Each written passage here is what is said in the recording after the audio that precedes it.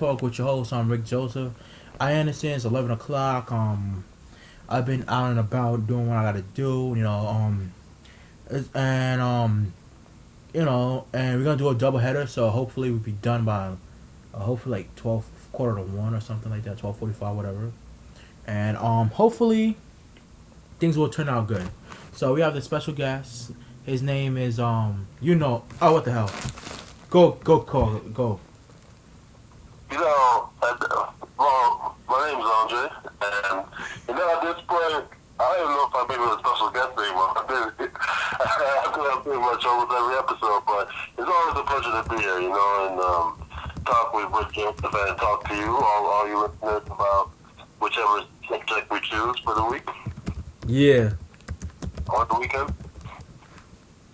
Yeah, and I want to wish everybody a happy Memorial Day.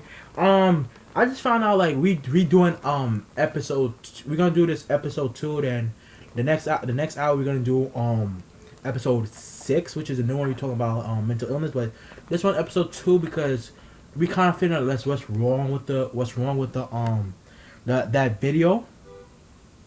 That video was kind of in and out, so we have to redo it. So it goes like this: religion. Religion is a very hard aspect to talk about. Religion is something that people fight for. Religion has been fight for like a very long time, and there's a different bracket of religion. There's some people don't believe there's a religion. Some people believe with the there's some other things that we talk about. So I believe like Christianity, Judaism, and stuff like that. People blaming other people. People blame Christianity, blame the Jews and Muslim, and vice versa. I'm not gonna get into that, but what is the purpose of religion? Do you know? Well, the purpose of religion, one, that's the thing first. Was each religion based on? And two, are they supposed to be a religion? So let's focus on one. What is religion based on? For example, you have Judaism, which is based on the law which God passed down to Abraham and to Moses. Sorry, I brought Abraham back a while ago, but I must say that both Judaism, Christianity, and Islam, one thing that those three have in common is that they all trace their origins back to Abraham. That's why they call Abrahamic religions. Mm-hmm. But yeah, going back to Judaism. Judaism is for the most part based on the laws that were passed down from God to Moses and to the early prophets and judges that who are mentioned in the Old Testament. Whereas Islam is based on the revelations which Allah passed down to Muhammad, which is written down in the Quran. And then you have Christianity, which is based on the life and teachings of Jesus Christ. So the purpose of religion is to pretty much one to organize people of each faith in a community in which they could communicate with each other, they could fellowship with each other, and they're all chasing for a common goal. Mm-hmm. But also another purpose for religion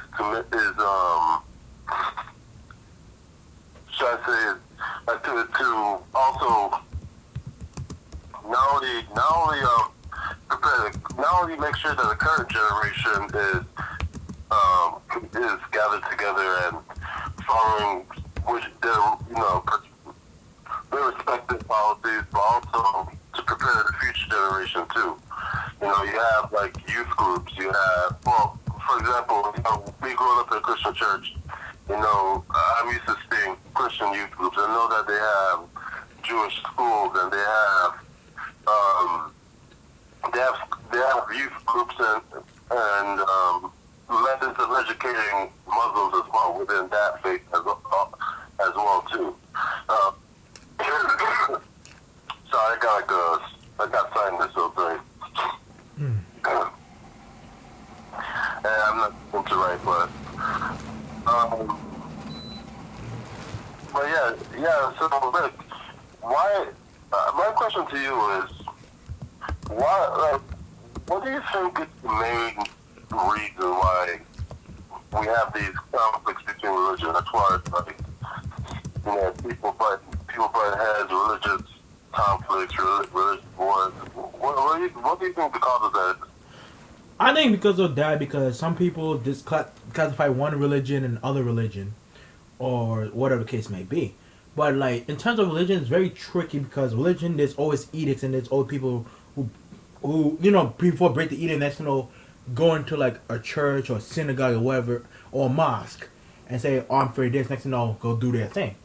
But I'm like I don't judge people, you know, Hmm. you know, you know, Yeah. and I respect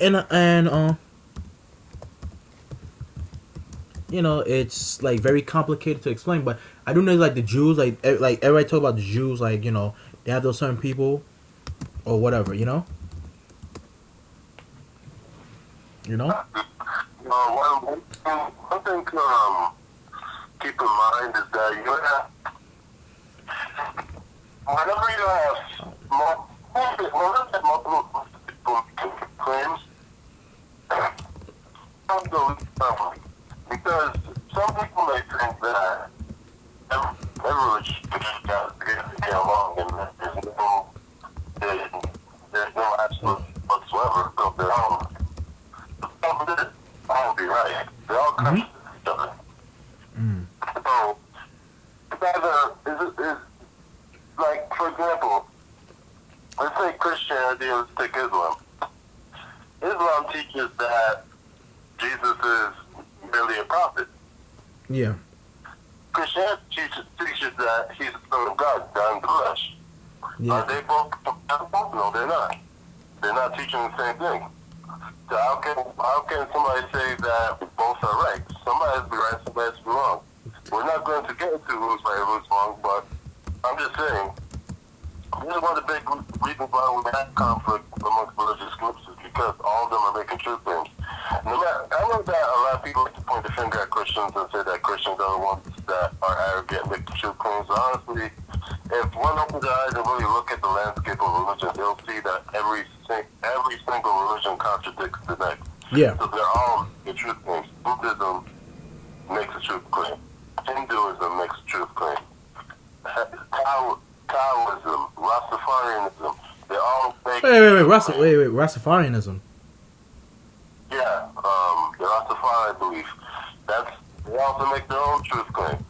They believe that Haile Selassie is the Messiah. So when you have all these different groups behind heads, and you can even have the atheists in there too, because that's the belief system as well. The belief in there being no God at all. They also have their own truth claims. So when you add all of them up and just put them all into an arena, they're all going to butt heads. I shouldn't say arena, sorry. Mm-hmm. Like, if you put them all at a round table and ask them to have a conversation, a peaceful conversation, they're most likely not going to have a peaceful conversation. Mm.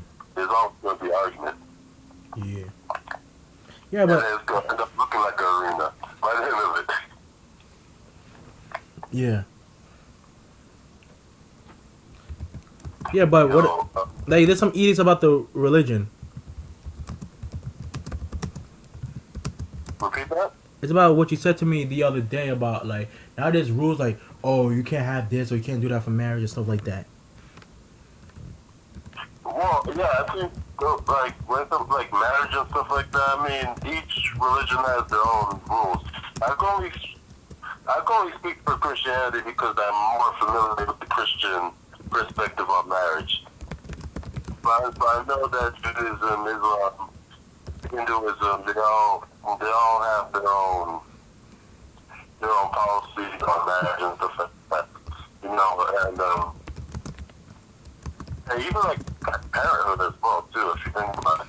Like there's a lot of like people don't tend to people understand the thing about religion. And now that we bring up marriage, there's a very important thing that we have to discuss when it comes to religion. And that Yeah. is, when you're pursuing a woman, do you pursue, or I mean, us as men, when we're pursuing a woman, do we pursue a woman who is of the same religion, or do we take the risk and pursue someone who may not be of the same religion as us? Like, Rick, how would you approach that? How would I approach that? Well, Yeah. I don't know because I believe like anybody sins is a sin. Because I know in the Bible, I think the Apostle Paul was talking about like, do you if you perfect throw a stone at the person when somebody sin, you know, because I sin, you know, like everything's a sin. Like nowadays, some sin. Oh, because you murder somebody is a sin. You know, fornicating sin. Like you know, there's like to a point there's like higher sin or something like that. Well, I wouldn't say everything is a sin. I don't think that's the interpretation. Um, Look, there's a lot of sins out there, and there's even sins that people aren't even like aware of that they even do. But I mean, as far as like marriage, some of the sins that pop up in my mind that are more obvious are like adultery. For example, cheating. Being Yeah. unfaithful to your significant other. Those are sins. Mm. So and the thing is that so like for example, um, some people when people like even look at another person lustfully when they already have a significant other, that's cheating. That's a form of cheating according to. If you really look at what Christ was saying, for us as Christians, like, 'cause remember he was saying that if you even look at a woman and like undress her in your mind, you're pretty much committing adultery. So imagine if you're married, then you're with your wife, but yeah, you're looking at another woman, say in a park or a public square, and you're undressing her in your mind, you're pretty much cheating on your wife. But yeah, that's part of the Christian worldview now for those listeners who do not share that worldview. But the reason I bring up religion and marriage is because I personally believe that if you're going to marry somebody, you should marry someone who is of the same faith as you. Yeah. Because here's why. In the short term, yeah, it's going to look like it could work. Because, it's just you two. You're most likely going to try your best to avoid having a conversation about religion. You're going to just try to casually, find different ways to relate. Maybe you will like watching the same movies, eating the same food, going to the same places, fine and dandy, all good. But the problem is when you have children, religion becomes, it magnifies. Because your spiritual, the spiritual life between you and your significant other magnifies. Because now you have to make a decision. How are you going to raise your children? Are you going to raise your children? Like, say if you're a Christian and you have a Muslim wife, let's say. How are you going to raise your children? Are you going to raise them Christian or Muslim? Because if you try to raise them both ways, then you're going to confuse them because they're going to be living a contradictory life.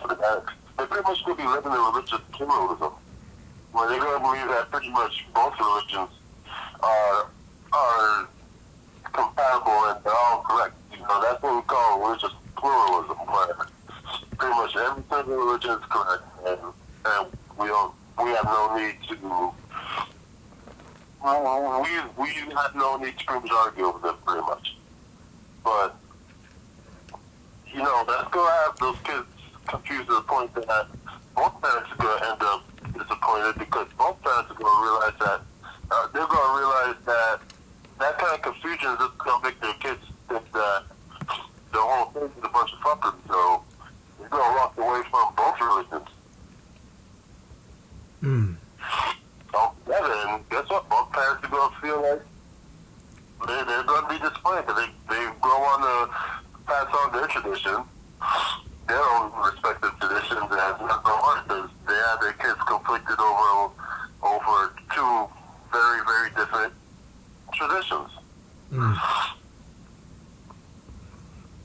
No, but the thing is, it's very hard in terms of relationships and stuff like that. Like when it comes to that, like religion is very hard. Like this, like even though Christian is always denomination, like baptism, believe in there's like songs like Kirk Franklin, T.D. James, like from that part of aspect. Because when you think of Christianity, they go like Baptist and stuff like that. But angelical and evangelical is like more quiet, more calm. But now the thing we talking about like the difference between a Jehovah's Witness and stuff like that, because I think one of our members was explaining it that way, but it was like so much interference to a point that I don't want to edit a video and stuff like that. So that's why we have to do this start over reloaded. Yeah. That was crazy, but it was a good topic. I explained exactly everything, but in a way it's a good thing because I can explain it more coherently, more detailing. Like nowadays nowadays religion like in churches and stuff like that, they getting rid of the books slowly and focus on technology. What do you think about that? You mean like when people are reading Bibles off of phones? Yes. Actually, yeah, there's to me there's two ways to it. Because one, I feel like my problem with it depends on, or my intake on it depends on the location of the site. For example, me, I read the Bible off my phone on the train, and it actually helps me out. And there's a reason for that, because growing up, my mom always used to like push me to read, and it used to annoy me because all I wanted to do was just play video games and stuff. My mom used to like push me to read a book to the point that I got pissed off. I just got annoyed at reading books. Yeah. So pretty much reading a book is like one of the more arduous tasks for me nowadays because like you're reading books. So like even like reading the Bible, reading the book, it'd be challenging because I'm looking at how many chapters I have to read. I'm like, man, I really don't feel like reading that now. Yeah. But then at the same time, I know it's important. So, but now with the phone, like the way that they lay out the pages, it doesn't look like, it doesn't make it seem like it's a whole lot to read. I don't know, it's like it's easier for me to read to it. And it's been effective. I've also been able to comprehend it a bit more too, because with the Bible app I use, I did the New International Version of the Bible, which, is a nice coherent interpretation of the Bible as well. So that definitely helps me out. But at the same time, here's the problem with it. When you're in church and you're using the Bible app on your phone, you also have to risk that's like distracting you. However, this just snapped in my mind a while ago. You always turn airplane mode off. There's the Bible app that I use, I would download full Bible. And I'm surprised that it doesn't take all our memory. Like, it really doesn't take all our memory at all. Full Bible, any version. It could be King's James Version, New International Version, whichever one you feel comfortable reading. Yeah, I know! It's 45 minutes! I fucking get it! I'm not even gonna need that long! You can download that. And now I'm gonna have to cut your voice out of the video, so thank you! I'm already started! Okay. Make sure I cut that. Make sure I cut him out. Oh, time starts now! Woo! Let's go! Jay's, this video is, it's another beautiful day. It's another great day. It's actually a little cloudier out, so lighting isn't that great. I'll try. The service itself, so that's my take on that. But the way that religion works is very complicated. Because y'all look like this. How you feel if you date a Muslim or date a Christian, and they both love each other? Is like very complicated, and that's when backlash come about. When it, like Well, the thing is, yeah, they can love each other, but at the same time, at the end of the day, you have to look at reality and say, does this relationship work? Yeah. Is it going to work? Is it going to function? Because look, listen, there's a lot of people who have exes that they still love. And Yeah, I know! It's 45 minutes! I fucking get it! I'm not even gonna need that long! But you have some people like who believe in different religions, but they love each other. You know, they like each other, stuff like that. And you have people like in religion. Let's say that if you like somebody, you know this girl. Let's say you you dating this person who believe in who believe in a different religion. You know, you guys vibe and stuff like that. But her parents disapprove and your parents disapprove. How do we gonna address the situation? Because you know, that's what I'm saying. So you're saying that the parents are cool with it? No, doesn't approve. Like, let's say okay, I'll give you an example. Let me put it like this. Let's say you date a girl who's like Muslim and you're Christian, and you know you two vibe each other, and when she bring a boyfriend, her parents like not good, like oh I want you to date a Muslim, or vice versa. You bring her to her house, oh why you dating a Muslim? I want you to date a Christian, you know, like that. What is the problem with that? All right. Well, I don't. It may suck if you're the person in that situation. I actually had a friend who was in that situation. It may suck, no, but once you get yourself out of the situation and look back in retrospect, you begin to realize that you know those parents they did that for a reason. It's because they want to carry on the tradition, and you know you have the right to do that. I mean, at the same time, you and your significant other also have a choice as well. No matter how I may feel about it, you may feel about it, at the end of the day, every single individual out there who's in this very same situation has a choice. You know, they have a free will given to them by God. Look, you could stay and try to fight it with your significant other. Who's of a different faith as you. You can. It doesn't mean that it's going to work, but you can. And if you feel like you could take on the difficulties that come with it, then so be it. I'm just saying that if you within your heart know that have an idea of what kind of family you want to have. Let's say you're a Christian, and you know deep down the side when you want to start a family, you want to start a Christian family, but you're dating somebody and you're pursuing somebody who's not Christian. Yeah, that gets tough. Yeah, I mean, you're pretty much placing a bet on them converting. Well, I don't like them converting for Christianity because, I mean,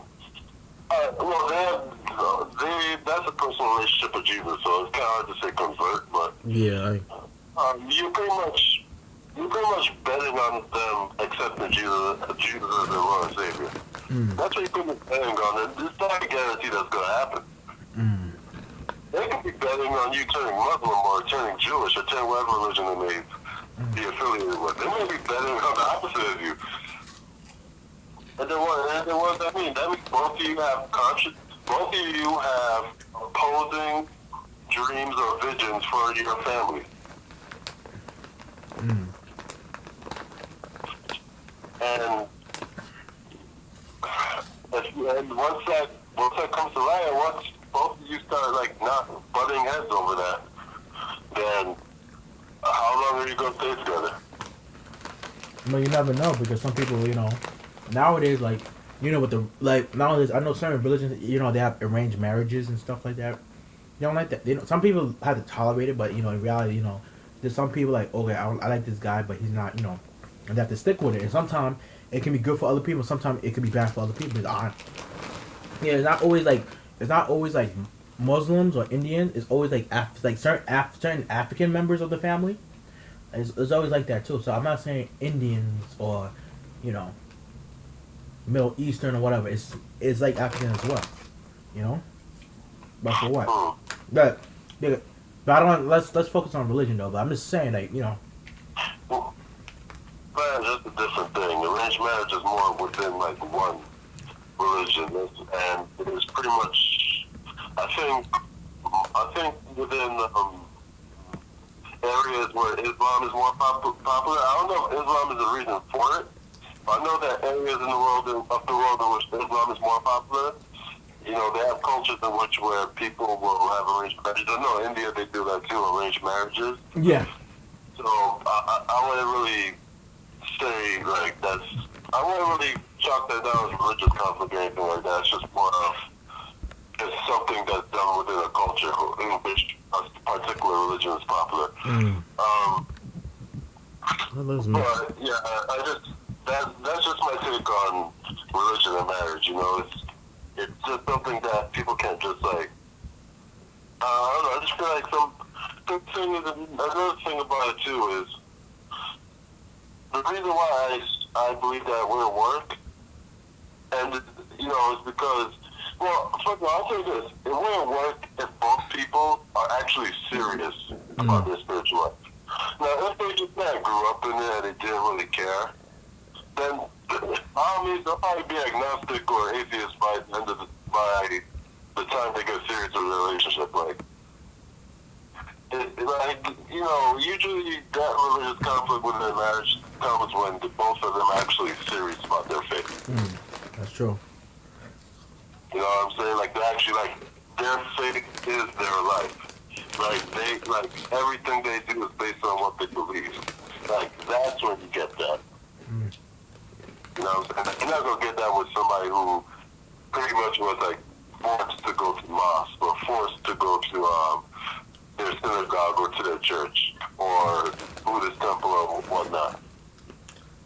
You're not gonna get that from them. They're most likely going to they're just going to pretty much affiliate with that religion just by name alone. They'll just call themselves Jewish or call themselves Muslim or call themselves Christian, but they're really, spiritually, they're not in it, you know? Yeah. And in those cases, if you have two people that are like that, then yeah, that relationship probably could work for them because they're already kind of they're already kind of mentally and emotionally and spiritually out of their faith. So it's not really a big deal to them. It's just something that they could talk about when they bring up their family. Yeah, I grew up in a Jewish family. Yeah, I grew up in a Muslim family. You know, yeah, we got the Jews and Muslims in our family. Yeah, you know, it's not. They could just talk about it it's not a big deal. You know. It's just another family lineage thing of no purpose whatsoever. Yeah, I know, man.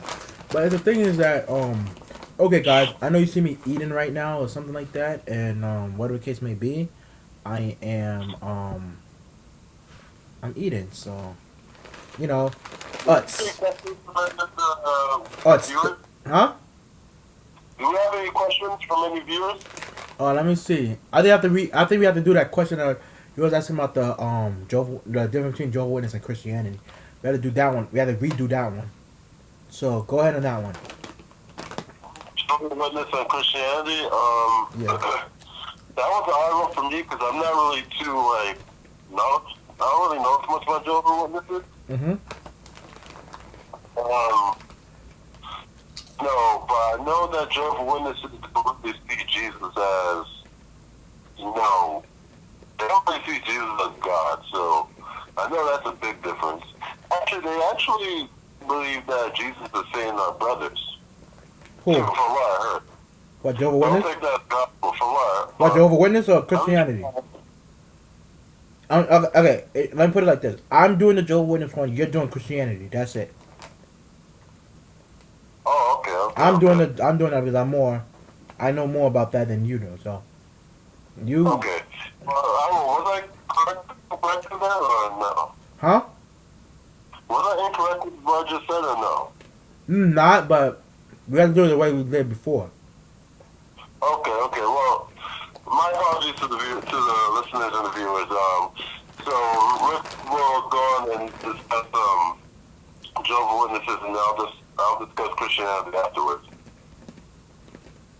No, you do Christianity first. You want me to do Christianity first? Mm-hmm. Alright. Well, I'll start off by saying this.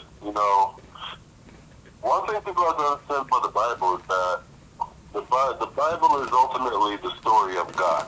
is the history of God. And the history of God begins with him.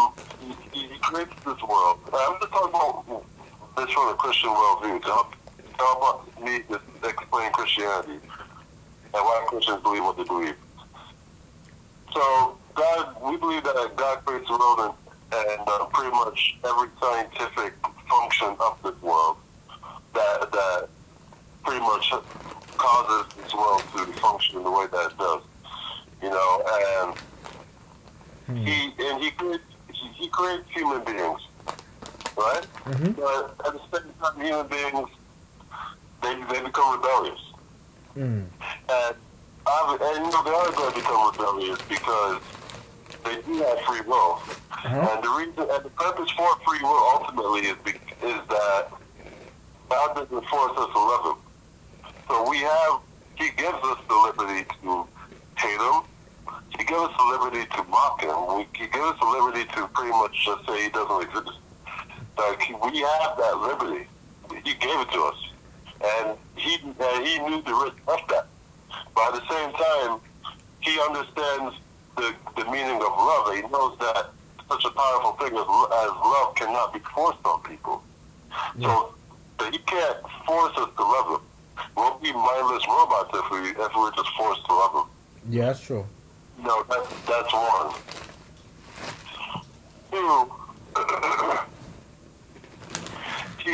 So now, starting from his covenant with Abraham, you know, where he starts to form a special relationship with this, you know, the Hebrews, Mm-hmm.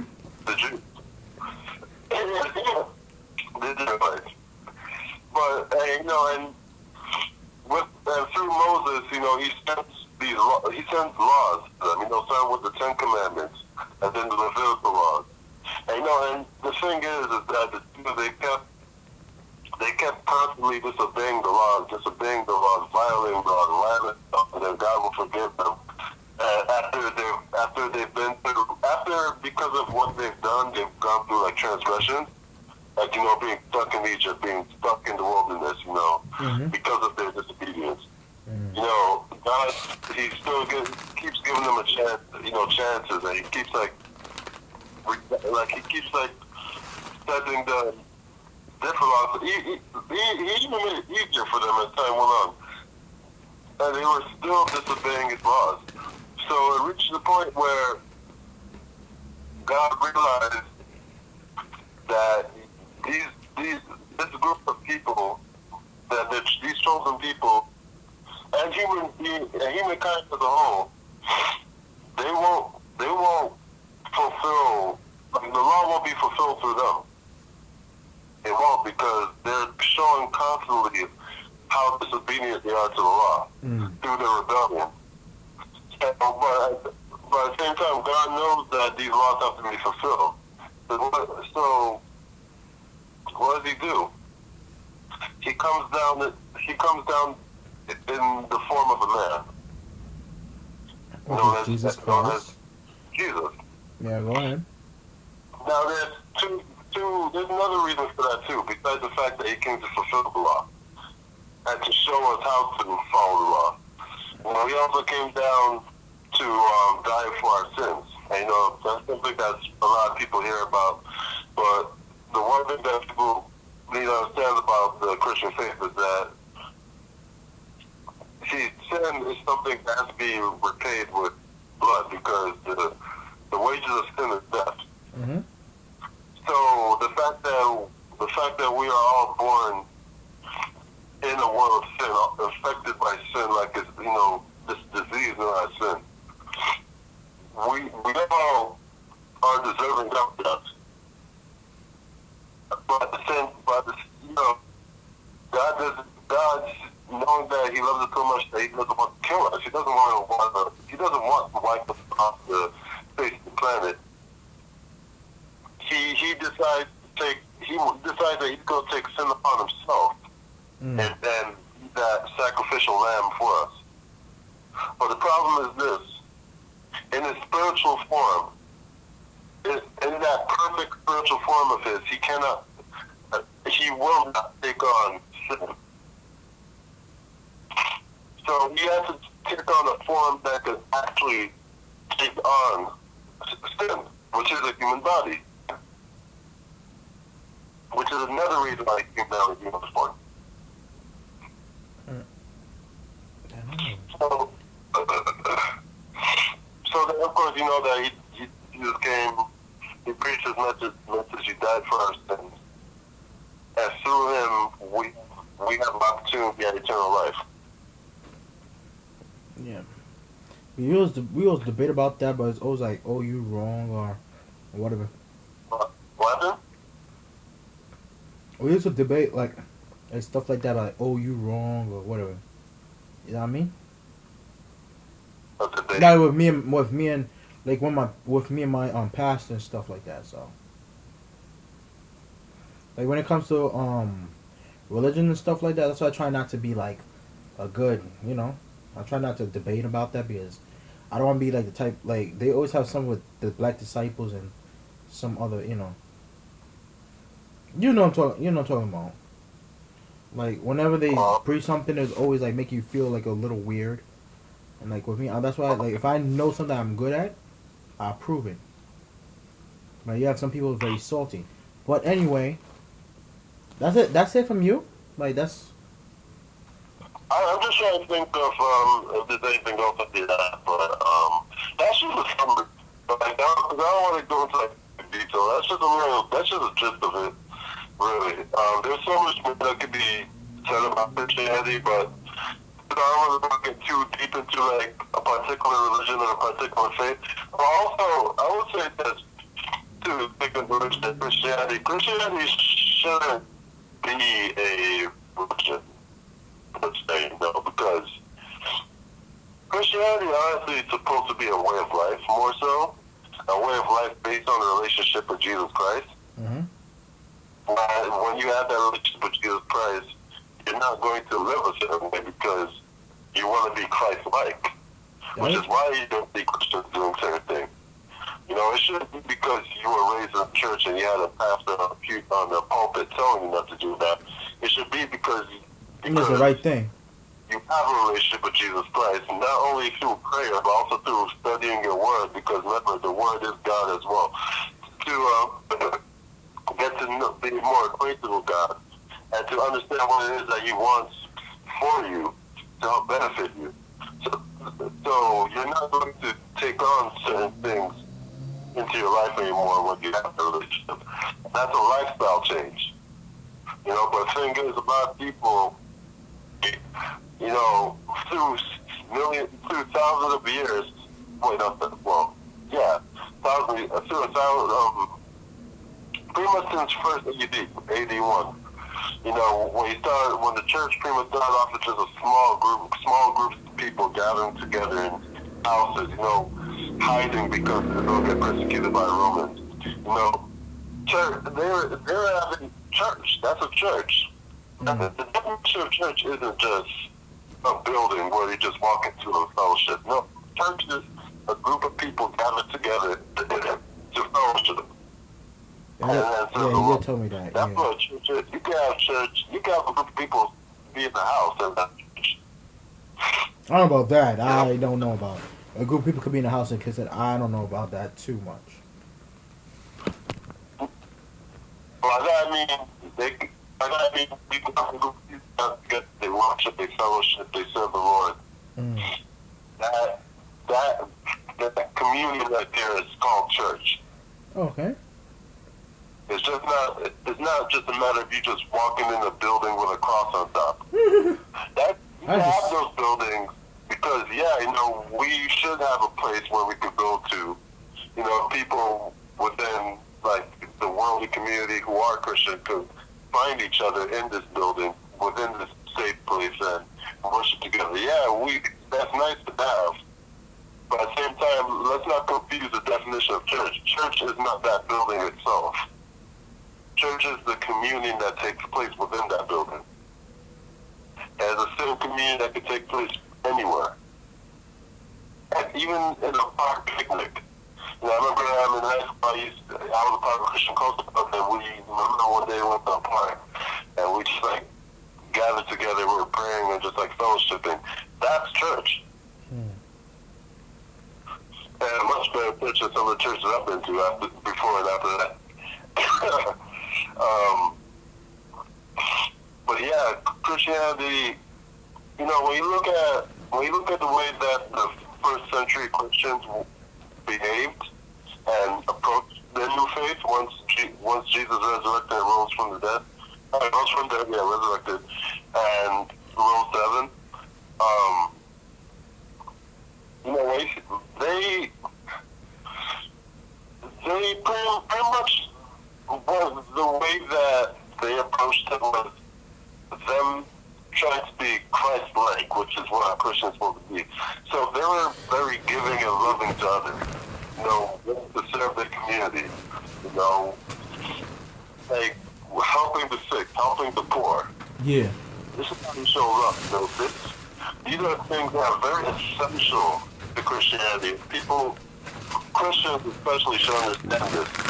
Is that this is something, if you want to be Christ-like, these are the type of things you should be doing. It's serving others above anything else. Helping the poor, helping the needy, helping your brother, helping your sister. You know what I'm saying? I never. Completely lifestyle change. It shouldn't just be you walking into a church every Sunday, sitting down, they're getting up, and then just going by your business. That, to me, is what they call religion. Is when you're doing something over and over and over and over again just because for some reason you've been programmed to do it, but at the same time what you're doing doesn't really seem to have the meaning that's supposed to have to you. That's true. For Christianity, there's supposed to be a great meaning in that. But go ahead and talk about Jehovah's Witnesses now. Yeah, because I know that but Jehovah's Witness one is very simple. Jehovah's Witness believe the same thing like Christianity. The only difference is that they believe that Jesus Christ is the archangel. Wait a second. I'm trying to remember if I see this right. Jesus Christ is the archangel Michael, or they believe that there's God Himself, but Jesus is not God and stuff like that. And in terms of that, you know, the wording of the Bible, they have I think it's called New World Translation, if I'm saying it right. And I know nowadays they're transitioning from the book to the tablet, so that's why I was asking about that. I know that there's certain nowadays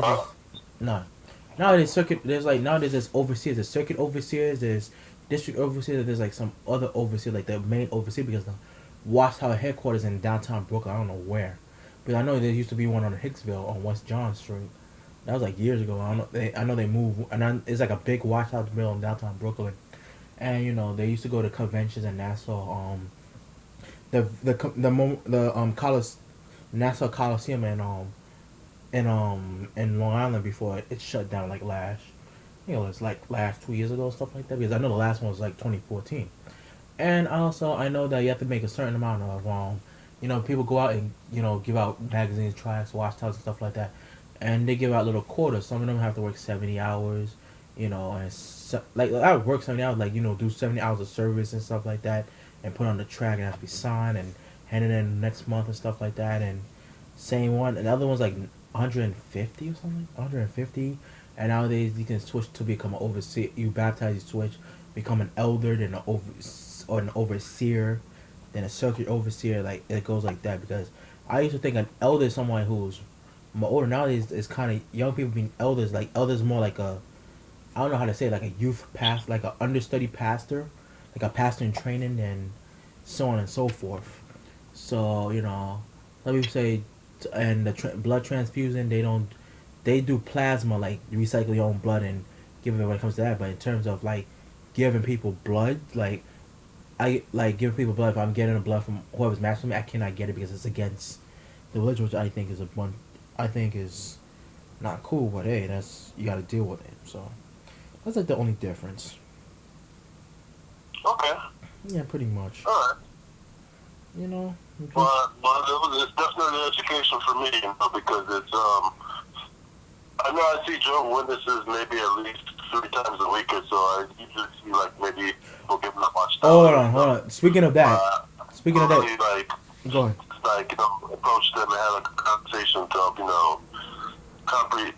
get to know more about their belief system, which, I feel like me as a Christian, I should be more aware of other belief systems, to help me understand the world around me, So, it's definitely an education that I do appreciate. Yeah, I was gonna elaborate more than that one. Because speaking of people, they go to your house and ring bells and stuff like that. So, ring bells and just to come in and talk to you about, are you ready for, certain topics they talk about. They ask a question, depending how you're feeling, because they do look at you. That's why sometimes that's why I kind of read people with that. So. I think there's those that, I mean, yeah, I like to engage in a conversation with, Jehovah's Witnesses, but at the same time, like, when they come to your house, they seem to, based on my life experience, they seem to come whenever you're the most, like, at your most busiest in your house. Mm. Like, you could be like, maybe you want to take a nap. Maybe you're busy working on something in the backyard. Or fixing up your house, and then they just come out and open, Mm-hmm. So, from my experience, they've always been kind of like, I guess you say bad, like, time. Yeah, that's fun. When they arrive to your house. Like, I don't think they ever arrived when, like, people have, like, nothing to do. Mm. I mean, they believe in their cause, and, they're going down there spreading their words. So, I mean, it is admirable. I would say that. Mm. That's what I will do.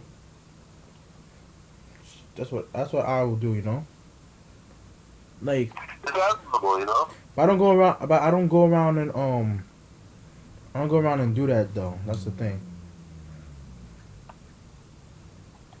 It's interesting when somebody shares their faith with you because, because you can look, some people can look at it as an attack, but then you can also look at it as this too. You have somebody who actually cares enough to share their faith because they believe that that's preventing you from going to hell. Now, some people look at that. Wait, what? Say that again. No, I'm saying there are people who share their faith because they think that hopefully, by them sharing what they believe is the good news, that you will accept that lifestyle and be saved from a life in hell. I never heard nothing like that in my life. That may come off as arrogant, but to me, sometimes I think about it. I mean, I'm not one to like randomly approach people about like religious and spiritual topics, but when I think about like if somebody approaches me, yeah, maybe I may not be interested. I may not be interested in converting to their belief system, or I may not be too interested in the message. But at the same time, this person came because he believed that he had good news, and he wants to share it with me. So that way, I can live a lifestyle that will save me from damnation. Perhaps maybe he would have been more of a selfish person if he did share the good news. And you're just fine with the fact that this other human being here is just going to go hell. And I don't have to tell Nathan I have good news, but I don't have to tell him because he probably won't believe me anyway, so I'll just allow him to go hell. That's another way to kind of look at it. Now, when I say that's another way to look at it, I mean that's just another way to look at it. If you want to look at it as arrogant or whatever, then by all means go ahead. But that's just another twist to it. It's another, mindset to have when looking at it, or another way to perceive it, I should say.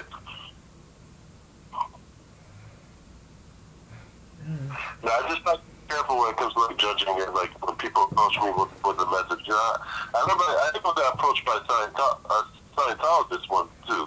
Yeah. There's a Scientologist church on Jamaica Avenue. Because there's a Presbyterian. If you go a little up, like if you pass, if you go in, like it's across the street from the terminal. from the Coliseum. Like it's like an entrance, like on 164th Street. There's a big Presbyterian church. If you go up a little bit, there's a church of Scientology. Oh, that's interesting. Yeah, they. You know, Scientologists, from my understanding, pretty much, just to give like pretty much a summary of what they believe, because I don't remember too well. I don't remember that either. I don't remember that either. So. What? I don't remember. I'm not a Scientologist. I don't practice Scientology, so I don't know. Well, I mean, I guess I could just share it a little bit. You know, pretty much they believe that we're all these different life forms with a different name, like these more like spiritual life forms that exist in the like universe, and we kind of got bored with our existence. I never heard. These life forms, so we decided to pretty much create this planet and to create these human life forms, these human bodies for us to like play around with and interact with, and you know, just not be bored with our spiritual life forms anymore. But then throughout time, we eventually picked up these I guess these mental blocks within our minds that pretty much blocked us from our memory from as spiritual life forms, where we no longer remember the fact that we used to be spiritual life forms, but now we don't remember our human history. And the purpose is to pretty much get back to the point where we could be those spiritual life forms again. It's interesting. It's interesting. Okay. I think I know what you're talking about, but you know, it's like I'm not like I don't practice I don't go against one religion that I don't know of. So I'm the type of person who don't, you know. I just is at a point right now like I don't care what religion you are as long as you're a good person, you know what I mean? Well, how would you define good? Like I don't know, like you know, I'm the type of person I don't judge people on religion. Yes, they're gonna be views like you disagree with it, but I don't want to a point that it will break friendships, relationships, and stuff like that. I don't, you know. You know what I mean? Well, I mean, with good, you have to be careful because, well, let's say from our worldview where we have a higher power that, you know, a higher being that we pray to worship, you know, and with that absolute authority comes absolute definition, such as definition of good. You know, which tells us what is actually good and what is actually righteous, you know. At the same time, if you want to go back to the human standards of good, you know, and by all means, I mean, people, once again, they have free will to do so. You know, that's very slippery slope because then you're going to like relative morality. And people, you know, they could act like they're kind of cool with relative morality, but let's get a scenario now. Let's say you have the woman who thinks it's good to lock her door at night, and then you got the man who thinks it's good to break into the house when she's sleeping. They both think it's a good thing. You know, because there's psychopaths that actually think that's good to break into people's house and bullshit. They both define it as good. They both did. So are they both right? I don't know about too much about that. Like I said, it's not about politics. It's like, you know, how things are now. So I can't go in a discussion about that. So. Okay. It just is like a moral dilemma when it comes to like definition of good and absolute versus relative. But we don't need to get too much into that. But it is something to think about. That's true because I'm looking up stuff like right now when people see me like I'm not looking at stuff like I'm actually looking like you know like different religions and stuff like that and trying to get like a mindset of it. Like with me, I look up new things. That kind of get me mad. Like new things that kind of like you know has to be addressed for like the following shows. Like you know like this one, like I'm gonna cut off for about 10 minutes and like when we go off the air we're gonna talk about like you know about the game. About the game last night, you know, it was I heard some things. Sorry, I don't want to go into detail, but I heard some things about the game. But I'm not gonna talk about it here. So, With game? the game, last night against Basketball? no, last You night, said basketball? yeah, basketball. But I heard some Oh, yeah. things, but but I don't want to talk about that live. So, guys, we did okay. Hopefully, episode 2 Reloaded will actually work. If it's not, I don't feel like doing it again. And right now, we're gonna take like a 10-minute interval. Get our eat on and stuff like that. I understand I eat some of the videos, so if you hear a little chump in and eat me eating a cheeseburger, brought to you by Checkers. They have the good tooth for tooth meal. But anyway, that's how it is. So my name is Checkers is ridiculously ratchet. Is that true? huh?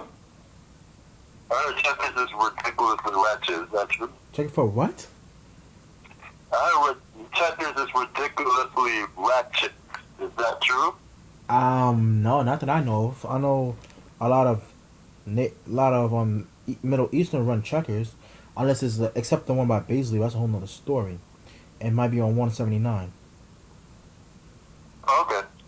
Yeah, so brought to you by Checkers, nice cheeseburger, good for two, good $2 menu, $2 special, which is your small fries and any kind of burger, and that's about it. And me eating Utz, prudentially Utz Putter Mix, the good one in kind.